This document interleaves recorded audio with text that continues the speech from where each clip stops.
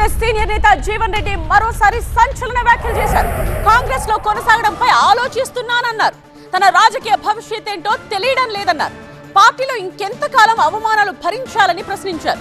సంజయ్ ఉన్నంత వరకు తమకి వేధింపులు తప్పవన్నారాయన. అని ఇన్ని అవమానాలు భరిస్తూ కాంగ్రెస్ పార్టీలో కొనసాగటం ఆలోచించుకునే పరిస్థితి. ఇన్ని అవమానాలు భరిస్తూ ఇంత ఆత్మక్షోభతోని కాంగ్రెస్ పార్టీలో కొనసాగటం ఆలోచించుకునే పరిస్థితి ఏర్పడుతుంది.